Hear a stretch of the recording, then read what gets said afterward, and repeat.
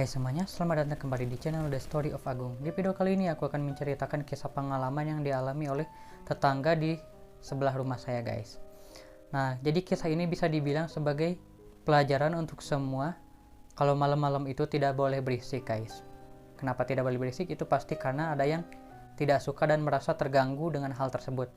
Entah itu manusia kah atau makhluk gaib sekalipun.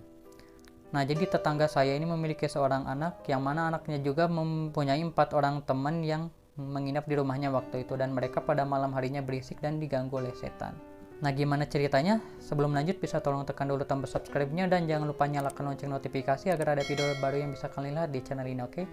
Nah, jadi nama wanita ini namanya Bu Ami. Nah, Bu Ami ini punya seorang anak namanya Denny. Nah, si Denny ini waktu itu kalau tidak salah hari Kamis atau lebih tepatnya malam Jumat, dia itu bawa teman-temannya untuk menginap di rumah dia, dan temannya itu ada sekitar 4 orangan. Nah, untuk teman-temannya tidak usah disebutkan namanya karena tidak terlalu penting juga sebenarnya ya. Nah, jadi si Denny ini juga memiliki seorang nenek dan juga kakek, tapi kakeknya itu sudah lama meninggal, jadi yang ada di rumah itu cuma neneknya, ibunya, dan ayahnya. Sedangkan ayahnya itu kerja sebagai security dan shiftnya malam hari guys. Bisa dikatakan berangkatnya itu jam 6 sore dan baru pulangnya itu jam 7 paginya. Jadi yang tersisa di rumah itu ibunya, neneknya, si Denny, dan keempat temannya. Nah, cerita ini dimulai waktu si Denny dan teman-temannya itu main gitaran guys malam-malam sekitar jam setengah 12 malam guys. Nah, sedangkan ibu dan neneknya sudah tidur. Nah, jadi rumahnya si Denny ini memiliki 2 lantai. Di lantai bawah itu ditempati oleh ibu dan neneknya yang sedang tidur, dan sedangkan di lantai 2 atau di lantai atas si Denny dan teman-temannya sedang bermain gitar dan sambil ngopi dan juga merokok guys. Nah, waktu jam setengah 12 malam itu mereka tuh sedang asik sekali bermain gitar sampai berisik banget. Mungkin para tetangga yang di sekitarnya juga ada yang merasa terganggu dengan suara berisik tersebut, tapi mereka lebih baik memilih diam saja dan tidak mau menegur sama sekali. Sedangkan ibu dan neneknya si Denny pun mungkin mereka sudah tidur juga karena sudah terlelap dengan tidurnya. Nah, si Denny dan teman-temannya ini pun terus bermain gitar sambil bernyanyi selama 1 jam, dan itu pun berisik sekali. Nah, tidak lama kemudian tiba-tiba ada suara ketokan pintu di lantai 2 tersebut. Nah, pada awalnya mereka hanya mengabaikan suara ketukan itu mungkin dari pintu yang lain gitu. Mereka pun melanjutkan main gitaran dan nyanyinya. Nah, tidak lama ketukan itu pun mulai terdengar lagi, bahkan lebih keras daripada yang pertama tadi. Nah, seketika mereka semua pun berhenti dan mulai mendengarkan suara tersebut. Suara itu pun terdengar lagi dan membuat mereka bertanya-tanya itu suara apa. Nah, setelah mereka dengarkan secara seksama, ternyata suara itu memang berasal dari pintu rumah si Denny yang ada di lantai 2 itu. Si Denny bilang, itu suara apa guys? Ada yang ketuk-ketuk. Wah, kayaknya ganggu banget kita nih, gimana kalau kita buka aja? Pas si Denny mau maju, langsung ditahan sama temennya. Jangan, gila lu ya. Lu kagak mikir ini kan di lantai 2 rumah lu. Emangnya siapa juga orang yang ada di lantai 2 rumah lu malam-malam gini pula? Langsung di situ si Denny mulai tersadar. Oh iya juga ya. Ini kan di lantai 2 rumah gua, kagak mungkin juga ada orang yang ketuk-ketuk di lantai 2 ini.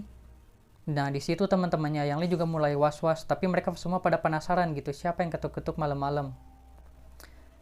Guys, gimana kalau kita intip aja lewat jendela? Mau nggak? Yakin lu? Ini kan jam 12 malam, masa iya ada orang yang ketuk-ketuk malam-malam?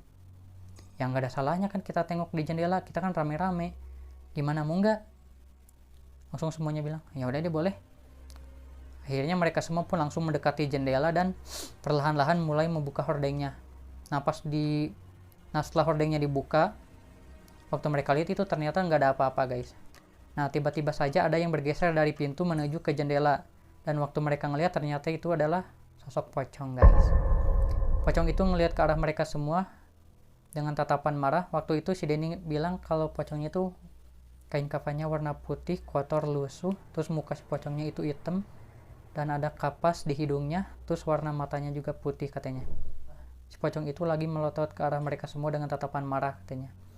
Nah, setelah si Denny dan teman-temannya ngelihat wujud pocong itu, mereka pun semua langsung lari terbirit-birit menuju ke lantai bawah dan menuju ke kamar ibunya. Langsung si Denny bilang, Bu, tolong ada pocong gitu. Nah, gak lama dari itu si ibunya langsung membuka pintu dan bilang, ada apa ini, ada apa? Bu, ada pocong, bu, tolong. Nah, gak lama neneknya juga kamarnya langsung dibuka sama neneknya dan nanya, ada apa ini? Katanya, ada pocong katanya. Langsung mereka semua pun panik, astagfirullah langsung istighfar gitu. Gimana bu?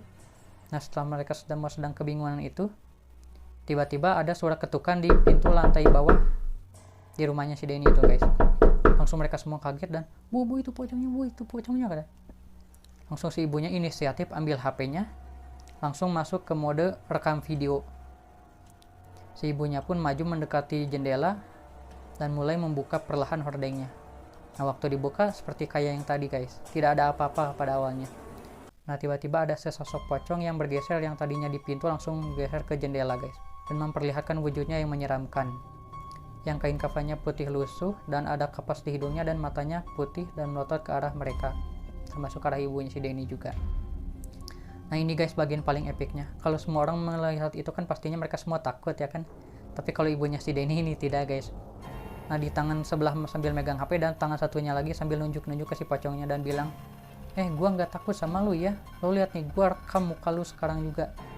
Lo lihat lo supaya lo viral di mana-mana katanya gitu. Dan memang benar guys, sama ibunya si Denny tuh pocong emang direkam dari muka sampai ke badan-badannya ya.